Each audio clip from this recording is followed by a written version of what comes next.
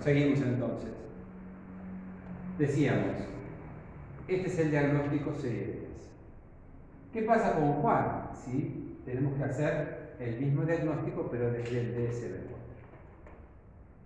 Bueno, tiene lo mismo Juan, ¿eh? O sea, no es que cambia en cuanto a el cuadro psicopatológico, no. Lo que vamos a hacer es ordenar de distinto modo, la elaboración diagnóstica. Entonces, vamos a pensar el DSM-4 está elaborado en ejes.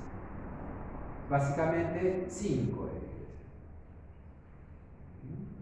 Entonces vamos a tener que nombrar en eje 1, en eje 2, en eje 3, 4, 5.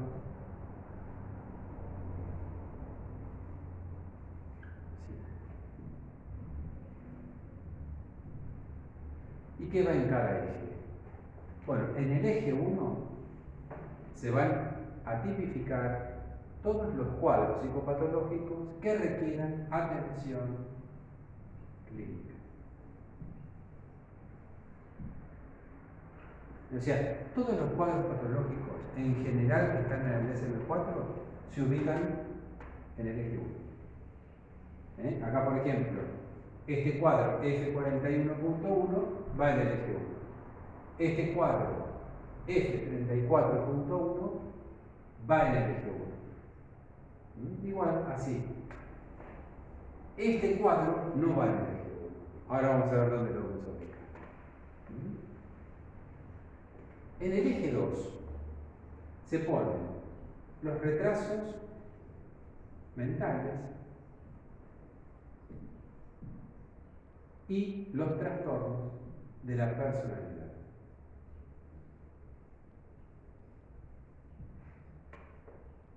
¿Estamos? Eje 3, los trastornos orgánicos. Los trastornos orgánicos que no necesariamente tienen que ver con el cerebro, con el sistema nervioso central. O sea, acá no van las demencias. La demencia va en el eje 1. Pero acá sí va, por ejemplo, lo que nos contaba Juan en relación a que tenía un problema digestivo o una úlcera péptica.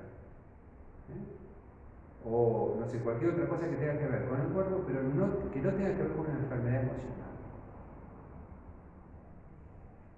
Esto va en el eje 3. Una cardiopatía va en el eje 3. Un problema de disminución visual va en el eje 3. Porque entendemos que todo aquello que tiene que ver con una patología orgánica impacta de alguna manera también en los cuadros de eje 1.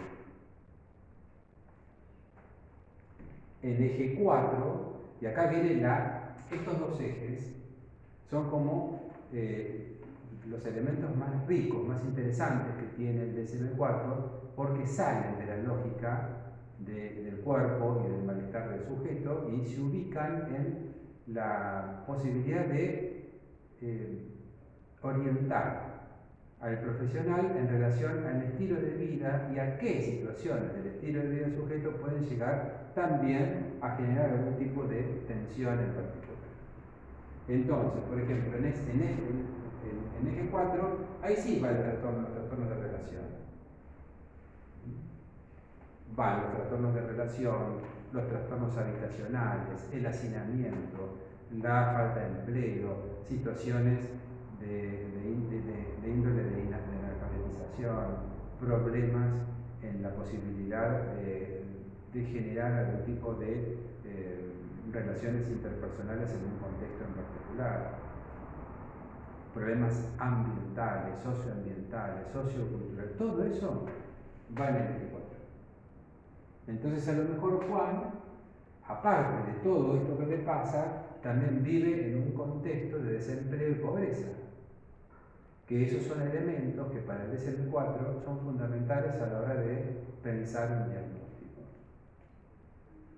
Claro, fíjense que acá, en nuestra cultura, en nuestra situación, los trastornos de eje 4 son los trastornos más comunes.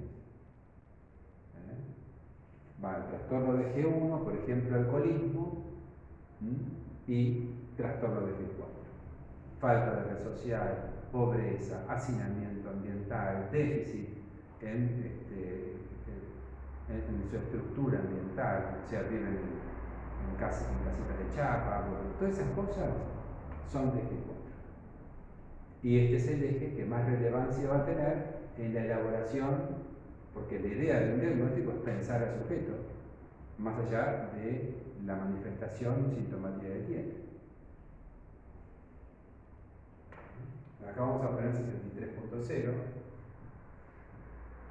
Los Z, vieron que no es un F, es un Z, justamente porque nos está dando la posibilidad de pensar el diagnóstico en términos de problemas de relación. Se entiende que los problemas de relación no son necesariamente un problema mental, pero es un problema que puede llegar a generar algún tipo de situación emocional. Entonces vamos a tener el subtipo conyugal, el subtipo fraterno, el subtipo parental, el subtipo familiar. O sea, hay varios subtipos, es indiferenciado cuando el sujeto tiene problemas con todo el mundo, o tiene problemas de relación en general. Eje 4, Z, 63, punto 1, punto 2, punto 3, punto 4. Y después la vez pasada hablamos algo acerca de la gravedad del paciente, cómo hace el DSM-4 o el CIE-10 para ubicarnos dentro de la lógica de la gravedad del cuadro. ¿Cómo sabemos que Juan tiene un poco de angustia y un poco de depresión y algún que otro problemita de relación? O si en realidad Juan ya no sale de la casa porque lo angustia la posibilidad del terror que le puede generar el encuentro con el mundo y aparte un desgano y la situación de tensión que viven en la pareja. ¿Cómo medimos eso? ¿O qué escala podemos utilizar? Bueno, el DSM-4 utiliza una escala.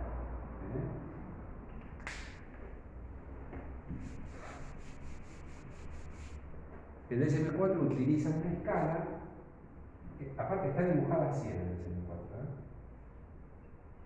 siendo 0 lo más patológico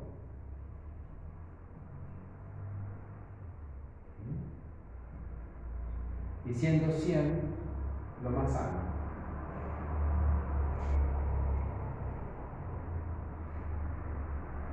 0 lo más patológico, 100 lo más sano. Y ellos van a encontrar en el DSM-4, si ustedes tuvieran el manual, van a encontrar como una orientación en donde te dice, bueno, más o menos el paciente, vamos a suponer en 50. Y en 50 el paciente está grave y está muy sintomático. En 60 tiene sintomatología moderada a leve. En 70 tiene patología leve. Vamos a poner acá leve, moderado. Y no es agudo acá, pero hay como mayor nivel de patología. Ya cuando hablamos de 40, sí, hablamos de patología aguda. Acá hablamos de patología aguda con intentos de suicidio, con situaciones extremas. Y cuando estamos hablando de 30, ya estamos hablando de cuadros patológicos que no permiten que el sujeto pueda desarrollar ni mínimamente una interacción con el mundo. Y acá podemos pensar en el retraso mental severo, podemos pensar en las demencias avanzadas, podemos pensar en los cuadros de autismo agudo. Y esta escala está tipificada en el DSM-4. Entonces, en el eje 5, lo que se pone es este numerito. Vamos a suponer 65. Entonces yo pongo 65 acá y le digo a otro profesional que si bien tiene todo esto, bueno, está dentro de lo moderado tirando a leve. Vamos más o menos entendiendo esto. Todo esto igual está en el texto que yo les puse, que se llama DSM-4. A ver si se los muestro para que lo quiera ir viendo de la Manual Diagnóstico y Estadístico de los Trastornos Mentales, Evaluación Multiaxial. Este es el texto. Lo ponen así en Google y van a tener este texto que es un poco que va en cada eje y qué es esto del diagnóstico multiaxial. Entonces, en serie 10 el diagnóstico es lineal. Yo sé, cuando veo esto, diagnóstico 6 a 10, y veo todos estos códigos alfanuméricos, sé que lo primero, lo que está puesto acá, en primer lugar, es lo más importante. O sea, el paciente básicamente tiene un trastorno de angustia aguda. También tiene distimia, también tiene problemas de atención. En el DSM-4 lo tendría que poner así, fíjense.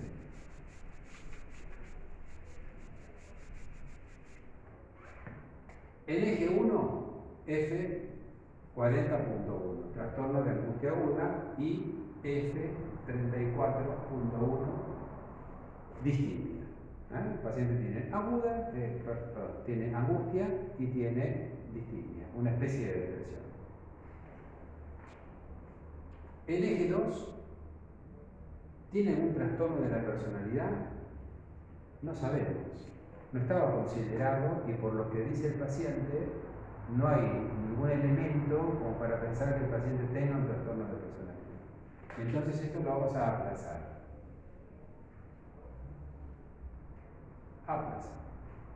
Aplazado es cuando lo vamos a investigar más adelante. Por ahora no. Eso quiere decir aplazado.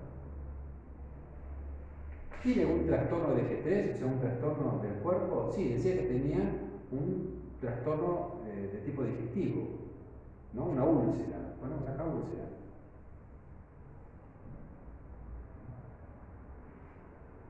En el eje 4, ¿qué problemas tenía Juan? Bueno, tenía un problema de relación interpersonal subtipo conyugal, Z, 63.0.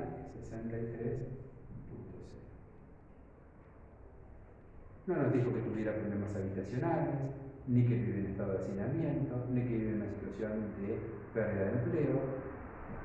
Entonces ponemos simplemente esto que refiere el paciente. Y por lo que nos cuenta el paciente, ¿sigue trabajando? Sí.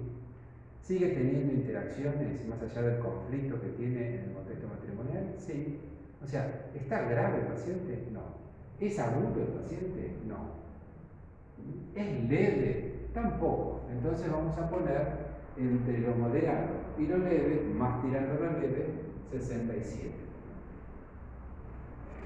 Y acá tenemos el diagnóstico DSM-4. ¿Ven? Que no es lineal, es vertical, está trazado en ejes y en cada uno de los ejes está expuesto cuál puede llegar a ser la problemática a ser tenida en cuenta. Después iremos viendo en eje 1, en eje 2, los principales trastornos son de eje 1 y eje 2. Por lo general, cuando hay un trastorno de eje 2, recuerda que en eje 2 van retraso mental y trastornos de personalidad. Por lo general, cuando hay algo, un trastorno de eje 2, se focaliza en el trastorno de eje 2 porque el resto de los trastornos, aun cuando cumplan con los criterios diagnósticos y se tenga que nomenclar como cuadro, van a estar de alguna manera remitidos al eje 2 porque el trastorno de base es el trastorno de personalidad o el retraso mental. Bueno, dejamos acá, mañana nos encontramos en el Zoom y lo seguimos charlando porque ya lo que viene es, nosotros ahora tenemos un texto que es que son 3 críticas que se hace del psicoanálisis a el DSM-4. A ver, para entender estas críticas, yo no sé, alguno de ustedes quizás ya las ha leído, para entender estas críticas hay que tener como cierto conocimiento de dónde parte el psicoanálisis para hacer esta crítica. Entonces tendríamos que entender cómo piensa el psicoanálisis, la psicopatología, en función de la constitución psíquica. Acá no estamos hablando de constitución psíquica ni nada, estamos hablando simplemente de manifestaciones, signos y síntomas que dan referencia a un cuadro que podemos simplemente ponerle un rótulo. No. Dentro del otro diagnóstico tenemos que sí considerar cómo el sujeto se estructura, porque el diagnóstico, los cuadros psicopatológicos van a estar directamente ligados a cómo se ha constituido eso que nosotros denominábamos aparato psíquico. Así que en la próxima ya vamos a volver con la constitución del aparato psíquico, como para ir pensando a partir de qué lugar, a partir de qué cuestiones se manifiestan ciertos síntomas que podemos pensar como dentro de un cuadro psicopatológico desde la perspectiva psicoanalítica, porque el psicoanálisis también hace clasificación. No es que no hay diagnóstico en psicoanálisis, no lo hay, sí lo hay, pero lo hay desde otra perspectiva que no es descriptiva, sino que es profunda y constitutiva. Así que, bueno, lo charlamos mañana en el Zoom, pero quería terminar con esto de la diferenciación entre Series y DSM-4, tanto en su estructura, en términos de cómo está armada la estructura bibliográfica y de cómo se elabora el diagnóstico en función de cada uno de los menores. Bueno, dejamos acá y nos vemos entonces en el Zoom mañana.